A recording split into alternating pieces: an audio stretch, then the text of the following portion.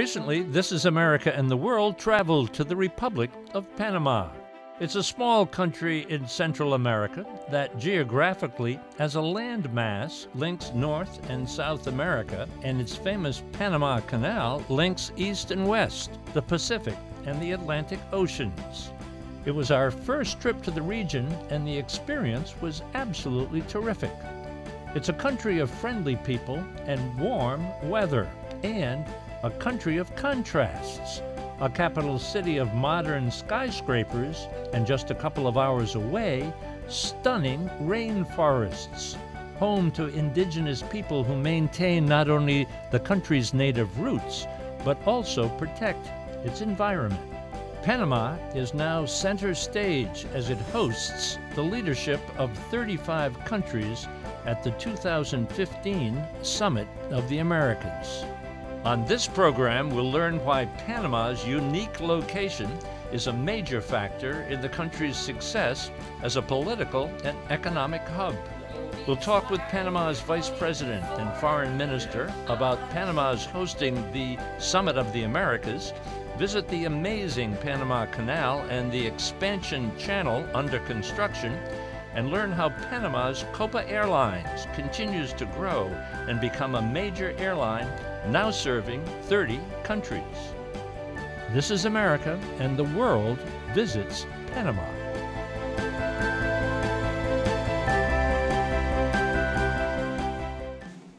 This is America, and the World is brought to you by the National Education Association, the U.S.-China Education Trust, and F.Y. Chang Foundation, guided by Ambassador Julia Chang Block, President. The League of Arab States, representing 350 million people in 22 member countries. Japan, history, hospitality, and advanced technology. Sharing tomorrow. The Petroleum Group, expertise with integrity in the fields of oil and gas, exploration and production, energy, and infrastructure. The Panama Tourism Authority. The Rotondaro Family Trust. The Embassy Series, uniting people through musical diplomacy, presenting international artists in diplomatic settings. And Ventana Productions, television facilities, editing, and distribution services. In the historic colonial city, Casco Viejo, we visited with Panama's Vice President and Foreign Minister to discuss the Summit of the Americas and the importance of the summit for her country. Thank you so much for your hospitality and visiting with us. Thank you very much for the opportunity you give me today. When the summit happens, 35 heads of state, what other activities, other than them sitting all around a table, what happens? Well, the summit is the end result of many previous activities that actually have been taking place for months.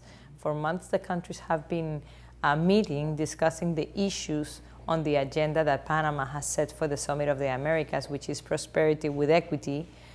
And the week of the summit, 4 things happen before the summit itself. We have organized 4 forums because it is important that this not only be the opportunity of governments and heads of state to have a dialogue amongst themselves, but it's important to have our heads of states have a dialogue with society.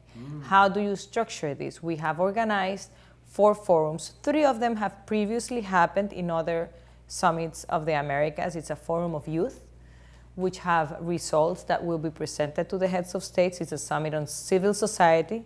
There will actually be a dialogue between some heads of states and civil society where they will present results of their conversations to the heads of states and government. In this civil society forum, you will have indigenous groups participating. You will have groups defending democracy and promoting different ways of democracy. You have interested groups in different sides of the spectrum. You have groups on environment, on security, on energy, on all of the issues that are the issues relevant to the summit. You also have an entrepreneurial summit. And then we have a 4th forum, which has been an initiative of Panama, and that we have many expectations of that forum, and it's a forum of deans of universities. We will have around 400 deans of the most prestigious universities in the Americas sitting in Panama discussing the issues of development in the Americas. A couple of things you mentioned, I want to go back and circle around. One was the idea of equality. The perception from the outside is that many wealthy people are in power in the Latin America, South America, Central America countries, and that there's a great deal of poverty. How do you bring that together? That is why Panama has put this agenda at the center of the summit, because that is the challenge, the most important challenge of the Americas. This is the most unequal continent in the world. Unequal? In the world. Huh. Yes, but we have a president that is truly committed to bridging that gap. We have a president that can see that Panama has a growing economy, has the opportunity to really bridge the gap, but we still have poverty. We still have inequality, and this is not only the reality of Panama, this is the reality of the continent. But I believe that Panama really has an opportunity to show to the world that it is possible to overcome inequality and that it is possible to overcome poverty. In the case of Panama, we have a growing economy. We are a small country. We have a president with the will, and we have a whole government working on public policy in order to ensure that we continue to grow, but giving opportunities to everybody. We continue to grow, but incorporating into this growth the rest of the segments of society that today are not a part of the game. We need to bring into this vehicle of development everybody. And this is also the challenge of the Americas. What is the responsibility of the leaders? The responsibility is to respond to your citizens. And citizens in the Americans, whichever country you may like, have the same issues. They are only concerned about one thing, the well-being of their families, the opportunities of their families. Sure. So why don't we concentrate on those challenges and how we can work together in order to bridge those gaps? What are the rewards and the benefits of Panama hosting the summit? It's close to our heart. It is close to what we have been throughout history and what we believe to be our role in terms of foreign policy, to promote dialogue, to promote consensus building, to promote bridging of ideas. We are a country committed to democracy. We are a country committed to freedom of expression. We are a country committed to human rights and the respect of fundamental values. But we are also a country very respectful of other ideas and of other views of these same values. And we strongly believe on the advantages of bringing people together in a respectful manner, in a coherent manner, to try to bring ideas closer. At the end, the world can only get better if we are able to have discussions that will bring us closer. This is the 7th Summit of the Americas. The Summit of the Americas started 20 years ago in Miami. Today we have a continent that is more diverse in terms of ideas and positions that we had 20 years ago. Is this good? Is this bad? I don't think it's necessarily good or bad. I think it's a reality, and I think the value is in working together to benefit from different positions. Usually, everybody has a little piece of the reality. Usually, there are different concepts that enrich a situation. That's our role, bringing everybody together, setting the table, inviting everybody at the table, and making this dialogue possible. It's just close to our heart. It's something we've done before, and I do hope we have the opportunity to do again. Panamanian hospitality? Yes. Welcoming? Yes. Warmth? Yes. Madam Vice President, Thank you. So good to be Thank with you. you. Very much. Have My fun pleasure. during the summit. My pleasure. Thank you so much. Thank you. At the ambassador's residence in Panama City, U.S. Ambassador Jonathan Farrar offers the unique history and economic importance of the Panama Canal, one of the great engineering wonders of the world, playing a vital role in Panama's success. You say Panama to people in the States, and they think of the canal. There's an old canal and an expansion coming up. Can you talk a little bit about the history of the United States vis-a-vis the canal, past, present, and future? Sure. The history of the two countries is intertwined since the founding of Panama. So from the founding... Which goes back only, what, how many years? 1903, so Yep. 110, Yep. 12 years. And so from that beginning, then you had the U.S. Building the canal. And then in the 70s, we had the negotiations over the canal treaties, which led to the Carter-Torrijos treaties, and the 20-year phase-in of the turnover of what was the canal zone to Panama. And now Panama's embarked on the expansion of the canal. And being a democracy, they put that to a vote. They held a plebiscite to see if the people supported spending $5 billion or $5.5 billion on the expansion of the canal. And people came out and voted and approved it. The number one stop for every visitor to Panama is the Panama Canal, which last year celebrated its 100th anniversary. The number of ships and the amount of cargo traveling through the canal is already staggering, and the new expansion will be able to handle bigger ships and even more passengers and cargo. It's set to open in 2016. Let's say the Panama Canal, number one tourist attraction. Exactly. Can you believe that people want to come and see this engineering marvel? It's amazing because you look at it like that, but if you think of it, you say, wow, they cut through the land to make all this that today is still providing service to world commerce. So you imagine that. The Panama Canal celebrated just last year 100 years. Exactly. It really changed the world, didn't it? Completely, completely. How so? Because we went from it being a canal that was only used for military purposes to going from a canal that is now providing world commerce service all around the world. You having things being shipped back and forth, and they need to get there at a precise time. You have goods, for example, that are perishable. You need to use the canal to be there in the shortest amount of time, compared to other routes, for example, South America, that will take you more than 2 weeks. Today, time is money. So, we are actually connecting with the canal the two oceans. That's exactly what it is. It's an area that connects both oceans. In the most narrowest part of the American continent, 50 miles from one ocean to the other. We're talking about 35 to 40 ships a day. It adds up over 14,000 vessels a year. How long are the ships? How much cargo in those containers can they carry? We have what we call today a Panamax. Oh, Panamax, I've read about that. Panama maximum capacity. A vessel no longer than 965 feet, no wider than 106 feet. So that vessel will have barely 2 feet of clearance on either side of the walls. We're talking about vessels that can carry more than 47,000 tons of cargo. We're talking about vessels, if we say containers, we're considering no more than 5,000 TEUs, which is a 20 equivalent unit system that we use to measure the amount of containers that a vessel can carry. No more than 5,000.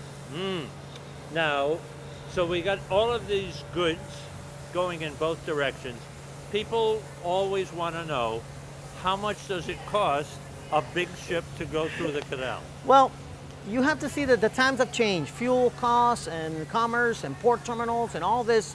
The average for a vessel today to cross the Panama Canal, a large ship, is about $100,000. Okay. You have some vessels, for example, cruise ships. You have containerized vessels. You have car carriers that because of their size, they can carry lots more cargo. And of course, those vessels may easily pay over $300,000 or $400,000. And it takes about 8 hours to go? The average is about 8 to one, 10 hours. Some ships a little more, some ships a little less. From one ocean to the other? Exactly. Now, do we, and you'll know, do the ships kind of line up?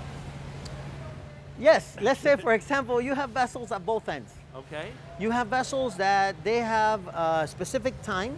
They do slots. Oh, I Okay. see. We have biddings also that we can take some vessels on the Pacific and some vessels on the Caribbean. But for example, a cruise ship, they know specific what time or what date they're going to come around Panama because Yes. they have port of calls. So they'll pay a little extra. Okay. All right. And they'll have preference. They'll be one of the first ships in the morning to enter.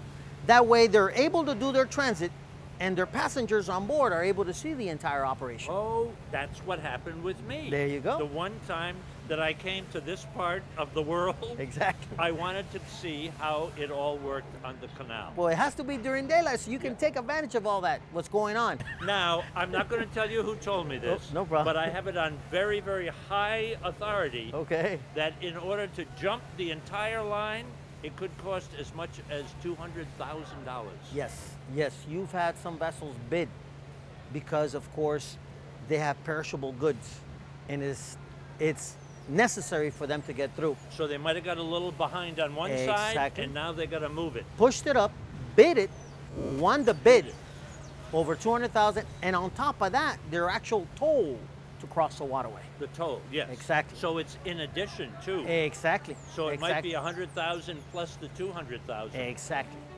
We traveled about a half hour across the Bridge of the Americas to the site of the Canal Expansion. How long has this project been underway? Okay, since when? Yes? 2007. 2007. And the new channel, Mm-hmm. the new lane, the new canal, the expansion is Yeah. going to open in Next year. next year. Where will the water be? Down Okay. there? Right here, we are standing by in a cofferdam, artificial cofferdam that we done to do all the works in dry So you've created an artificial dam Yes. so you can work down here down there, in dry. in dry land. When we are almost done in here in this project, we have to blow this everything dam, this big dam here, to get in all the Pacific water. So we have a connection between the Pacific and the Atlantic. 80 kilometers from Atlantic and Pacific. So you're kind of like the person who makes sure that everybody is doing it to standards. Audit, You are the audit, yes. technical audit, Technical audit. engineering audit. How many people are working on this site right now? More or less 5,000, 5,000. yes. And is everything on schedule so far? Well, there is some little delays, but it's everything in construction. Everything's happening. So. You know that, huh? Yeah. Longer, higher, Higher, wider, more More money. money. 2016. You'll be all dressed up in a suit and tie. Yes, sir. And you'll be ready to celebrate. I'll be right? ready. I'll be ready. It's about a year from now? About a year from now, more or less around April. That's the date we're looking forward to right now. Wow. That's the date. Yes. April 2016. Exactly. Everyone, thank you so much Sir. for educating me about the canal. I just think it's one of the great treasures of the world. Yes, it is. I wish you come back for that date and we celebrate together. Well, indeed, we've been invited by the Minister of Tourism to be on hand. Pleasure is ours then. We'll wait for you. Thank you so much. Thank you, sir. Thank you. Copa Airlines connects about every major city in North, South, Central America, and the Caribbean, including 11 cities in the United States. Copa ranks as one of the top 5 on-time airlines in the world. At Copa Airlines headquarters, I talked with CEO Pedro Heilbron. We've been in business since 1947, and our first owners were obviously a group of Panamanians plus Pan American. So Pan American World Airways started Copa back in 1947. How has the airline grown from the very first flights right through now 2015? So I can give you like the first 40 years in 20 seconds. Perfect. So the first 40 years, but it'll take more time for the next 20 something. So from 1947 to the late 80s, Copa grew very little. I mean, very little growth. It was first a domestic company, domestic airline. In the 80s, it got away from the domestic flights. Panama is very small, so that was not a big business. And it became only international, but even then it was not very large. In the early 90s, it was still very difficult to travel within Latin America. There were basically no flights linking South America with Central America and with the Caribbean. Impossible to go from one country to the other. The few flights took you to the US. So you would have to fly north to the US, go through customs and immigration, and then connect south to another country in Latin America. That made very little sense, so very few people traveled within Latin America. Again, with only a few exceptions. And at the same time, in the early 90s, there were major US airlines that were entering the US to Latin America market. So we said, forget about that. It's going to be very difficult to compete from the US to Panama in the next, number of years. We should concentrate in the intra-Latin America market. And obviously, Panama has a unique geographic position. We're right in the middle of the Americas. And as I said before, no one was connecting the dots. No one was connecting the countries of Latin America. Panama was right in the middle. It had an underutilized airport. So we said, this is the thing to do. Let's go and create an intra-Latin America hub. And for 10 years, we were the only ones operating an intra-Latin America hub. So we started growing and being very successful. But now you are serving how many countries? So by June, we're going to be serving 73 cities in the Americas, 30 countries, with a fleet of nearly 100 aircraft, 98 aircraft, and by far the largest intra-Latin America hub, twice the size of any hub we compete against. We flew in on Copa from Washington, D.C. Yeah. You're serving a number of American cities now, huh? That is correct. We are serving 10 U.S. cities, and in June we're going to start number 11, New Orleans. So we're going to be the only flight from New Orleans to Latin America. How many employees in the company? We have around 9,500, 9,500 employees, mostly in Panama. And Panama we have to think of as a small country. I mean, Panama in terms of population, it's a small country. I mean, it has an important impact in the world because of the canal, and in Latin America because we're a trade center, but we're not very large in size. So relative to Panama, we're a very large company. So how important is Copa Airlines to the country, to its economy, and to the fact that it is such an important location? Right, so a recent economic study showed that Copa is responsible for a little bit over 4% of our annual GDP. So very, very important in that sense. But even more so is the fact that what we do, which is connecting the Americas with a major air hub, is very important to Panama's business model. Panama is a country, we're about tourism, logistics, international trade, very large free trade zone. We're about banking and finance, and we're also about multinationals. We're a major center for regional offices of multinational companies. So all of these sectors of our economy depend on connectivity, depend on easy access to the countries of the Americas, and that's what Copa provides. So we are closely tied. Our growth and success is closely tied to how Panama grows and succeeds in the marketplace.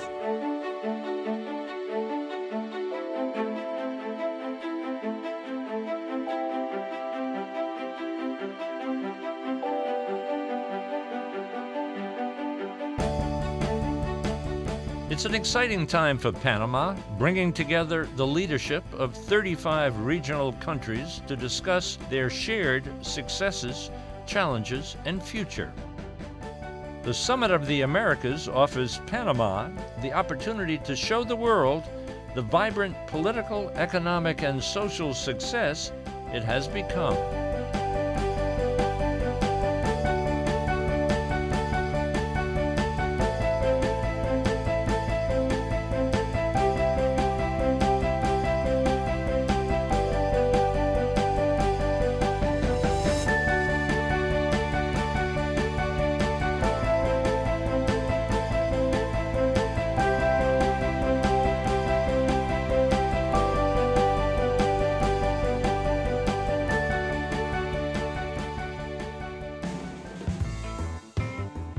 For information about This Is America and the World and to watch all of our programs, visit our website thisisamerica.net and look for us on Facebook and Twitter.